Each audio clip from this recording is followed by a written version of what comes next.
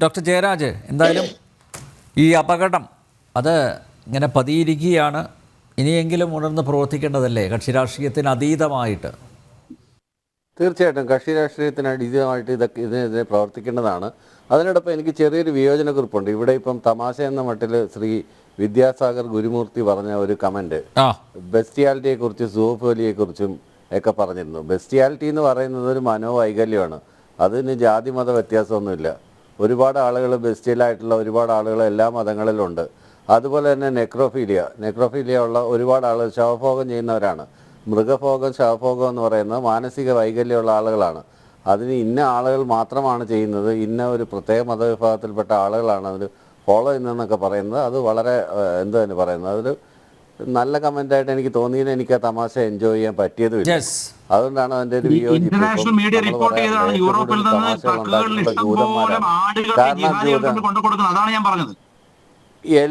എല്ലാ സ്ഥലത്തും ഉണ്ട്. ഇതിപ്പം ഇന്ത്യക്കാരൻ പാകിസ്ഥാനെ കുറിച്ച് പറയുമ്പോൾ പാകിസ്ഥാൻ പട്ടാളക്കാരൻ വരുന്നു, അതുകൊണ്ട് പെൺകുട്ടിയെ ആടിനെയും കൂടെ അകത്ത് കയറ്റിയേക്കാൻ പറയുന്നു. ഇപ്പോൾ കാശ്മീരുകാരൻ പറയുമ്പോൾ അത് വേറെ രീതിയിൽ പറയുന്നു. ഇന്ത്യൻ പട്ടാളക്കാരൻ വരുന്നു, ആടിനെയും പെൺകുട്ടിയെ അകത്ത് കയറ്റി. ഓരോ പറയുന്നതിന്റെ ഭാഗത്തിലാണ് കാര്യങ്ങൾ പറയുന്നത്. അതിന് പ്രൂഫ് എന്ന് പറഞ്ഞാൽ അതൊരു മനോവൈകല്യമാണ്. അത് ജാതി മത വ്യത്യാസമൊന്നുമില്ല. അതൊരു മനോവൈകല്യമാണ്. അത് ട്രീറ്റ് ചെയ്യേണ്ടതാണ്. അത് ചില ബീങ് എ സൈക്കോളജിസ്റ്റ് ഞാൻ പറയാണ്, അത് എല്ലാ തരത്തിലുള്ള ആളുകളെ പ്രത്യേകിച്ച് അത് പറയുന്ന ദുരാരോപണമാണ്. അത്തരത്തിലുള്ള ആരോപണം അവർ കാണിക്കുന്ന മറ്റു വൃത്തികേടുകളൊക്കെ നമ്മൾ പറയുന്നുണ്ട്. പറയുന്നത് ശരിയായ നടപടിയല്ല. അതൊരു അത് ആരെ കുറിച്ച് പറഞ്ഞാലും പറയുമ്പോഴല്ല എക്സ് മുസ്ലിം ഉണ്ടായിരിക്കും.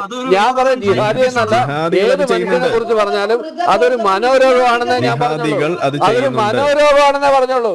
ഇയാൾ അങ്ങനെ അനിൽ നമ്പ്യാർ ഒരു സമയം തെറ്റിദ്ധരിപ്പിക്കൽ വേണ്ടി ഈ ചർച്ച അവസാനിപ്പിക്കാൻ നേരത്തെ സ്ഥിരം പരിപാടിയാണ്. നമ്മളുടെ ഈ സെന്റർ ഫ്രഷിന്റെ പരസ്യമാണ് എനിക്ക് ഓർമ്മ വരാറ്. സെന്റർ ഫ്രഷിന്റെ പരസ്യമാണ് എനിക്ക് ഓർമ്മ വരാറ്. അതൊക്കെ അവിടെ നിൽക്കട്ടെ. ജയരാജൻ അറിയാൻ വേണ്ടിട്ട് പറയാണ്. ഓക്കെ അതൊക്കെ അവിടെ നിൽക്കട്ടെ. നമ്മൾ പറയുന്നത് ഇതൊരു ലൈംഗിക വൈകൃതമാണ്, ഒരു സംശയമില്ല. ഇതൊരു സെക്ഷൽ പെർവേർഷൻ ആണ്, സംശയമില്ല. പക്ഷേ ഇത് ഇസ്ലാമിന്റെ അടിസ്ഥാനത്തിൽ അവിടെ കിതാബിലുള്ള കാര്യമാണ്. ഇത് ബഹസ്തി സവർ എന്ന് പറയുന്ന പുസ്തകത്തിൽ ഉണ്ടാവുകയും ഇത് പഠിപ്പിക്കുകയും ചെയ്തതിന്റെ അടിസ്ഥാനത്തിൽ ദേശീയ ചൈൽഡ് റൈറ്റ്സ് കമ്മീഷൻ നമ്മളുടെ ദിയോബന്ദ് മദ്രസയിൽ നിന്നും ആ പുസ്തകത്തിൽ അത് കണ്ടെത്തി അവിടുന്ന് ഡിലീറ്റ് ചെയ്തതിന്റെ വിഷയം ഇങ്ങനെ അറിഞ്ഞിട്ടില്ല. ഈ പാർട്ടി ക്ലാസ്സിൽ നടക്കണോണ്ടുള്ള കുഴപ്പമാണത്. ഒന്നത് ഇതിവിടെ മദ്രസയിൽ ഇത്